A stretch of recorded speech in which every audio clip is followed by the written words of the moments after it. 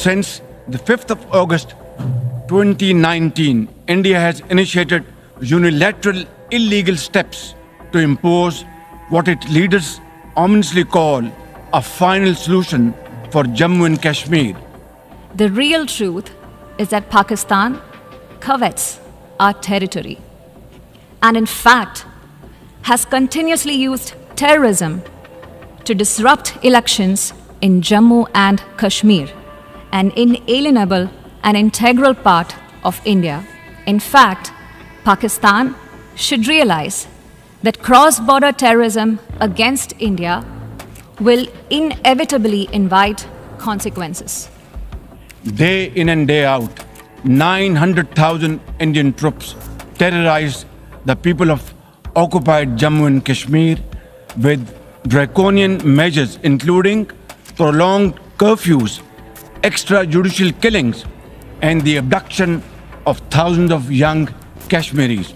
A country run by the military with a global reputation for terrorism, narcotics trade, and transnational crime has had the audacity to attack the world's largest democracy. I speak about the reference to India in the speech of the Pakistani Prime Minister. The world can see for itself what Pakistan really is. India has spurned Pakistan's proposals for a mutual strategic restraint regime. Its leadership has often threatened to cross the line of control and take over Azad Kashmir. As the world knows, Pakistan has long employed cross-border terrorism as a weapon against its neighbors. It has attacked our parliament, our financial capital Mumbai, marketplaces, and pilgrimage routes. The list is long.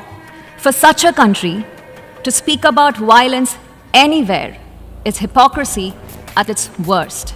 It is ridiculous that a nation that committed genocide in 1971 and which persecutes its minorities relentlessly even now dare speak about intolerances and phobias.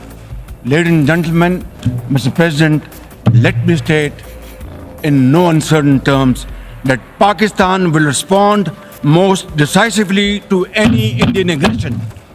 Mr. President, we are talking about a nation that for long hosted Osama bin Laden, a country whose fingerprints are on so many terrorist incidents across the world, whose policies attract the dregs of many societies to make it their home.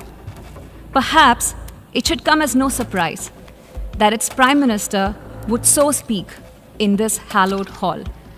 Yet, we must make clear how unacceptable his words are to all of us.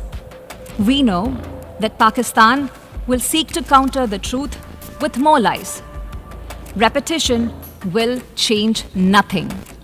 Our stand is clear and needs no reiteration.